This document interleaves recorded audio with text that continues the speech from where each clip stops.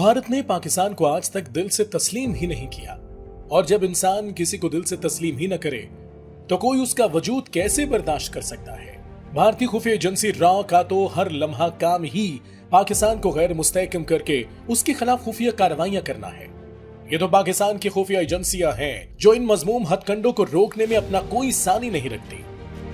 हिंदू ज़हनियत हमेशा छुप कर वार करने को तरजीह देती आई है, जिसके कारिंदे पाकिस्तान में कोने कोने में कार्रवाइयां करते आए हैं और आज भी कर रहे हैं। पाकिस्तान ने इस साल के स्टार्ट में 25 जनवरी को ही दफ्तर खारजा की एक प्रेस कॉन्फ्रेंस के जरिए अमन दुश्मनों की कार्रवाइयों के वाकयात में भारत के मुलव्विस होने के शवाहिद पेश किए थे। पाकिस्तानी शहरियों को मरवाने में मुलव्विस अशोक कुमार और योगेश कुमार के हवाले से भी प्रूफ इंटरनेशनल मीडिया के सामने रखे थे।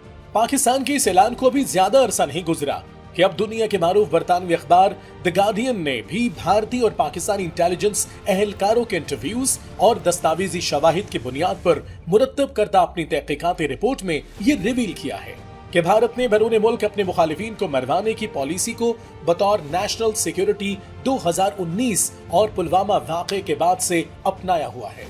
भारत ने पाकिस्तान में ही नहीं दीगर ममालिक में भी अपने मुखालिफिन को निशाना बनाया, जिनमें कनाडा में खालिस्तान के रहनुमा को मरवाना, जबकि अमेरिका से सिख रहनुमाओं को मरवाने की साजिश इस हवाले से बतौर सबूत पेश किए जा सकते हैं। भारत ने इस मकसद के लिए एक अरब मुल्क में मौजूद अपने इंटेलिजेंस नेटवर्क और स्लीपर सेल्स को भी भरपूर इस्तेमाल किया। भारत की जानिब से पाकिस्तान में सबसे ज्यादा कत्ल 2023 के दौरान कराए गए। इस मकसद के लिए अफगान शहरियों को इस्तेमाल करते हुए बड़े पैमाने पर भारी रकूम दी गई और बदनामी जमाना बैंड ऑर्गेनाइजेशंस के अरकान को भी भारत ने भरपूर इस्तेमाल किया, जबकि टारगेट किलिंग के लिए बास एजेंट्स को अफगानिस्तान में तरबियत भी दिलाई गई। इसी तरह कलदम तंजीम के शाहिद लतीफ को एक 20 साल नौजवान के हाथों मरवाने के लिए भारत के अंडरकवर एजेंट ने एक अरब मुल्क में 1.5 मिलियन रुपए की अदायगी की और मिशन मुकम्मल होने पर 15 मिलियन रुपए मजीद देने और उसी अरब मुल्क में अपनी केटरिंग कंपनी खोलकर देने का वादा किया। भारत एलिस पेटरसन, आकाश हसन, शाहमीर बलोच के कत्ल में भी मुलव्विस है, जबकि भारत ने बैरून मुल्क अपने मुखालिफिन को कत्ल करने की पॉलिसी इसराइली एजेंसी मुसाद और रूसी खुफिया एजेंसी से मुतासिर होकर शुरू की। मोदी ने अपने इंतहा पसंदाना नजरियात को पहले पूरे भारत में फैलाया और भारतीय अवाम को एक जंगी जुनून में मुब्तला कर दिया। अफगानिस्तान में अपने काउंसिल खाने कायम करके उनके जरिए सूबा बलोचिस्तान में अमन दुश्मनी के मराकज को प्रमोट किया।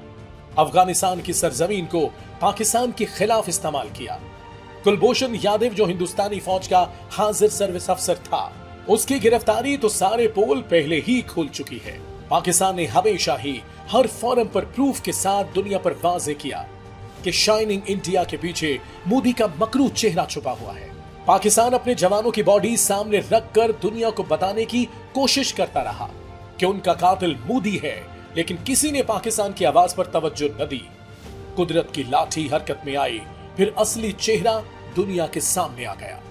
जब भी पाकिस्तान के मफाद के खिलाफ प्रोपेगेंडा होता है तो उसी में इंडिया और इसराइल फिक्री तौर पर इकट्ठे हो जाते हैं, क्योंकि वाहिद इस्लामी मुल्क पाकिस्तान का न्यूक्लियर प्रोग्राम इन दोनों ममालिक के लिए खौफ की अलामत है और पाकिस्तान को महदूद करने में ये दोनों किसी भी हद तक जा सकते हैं।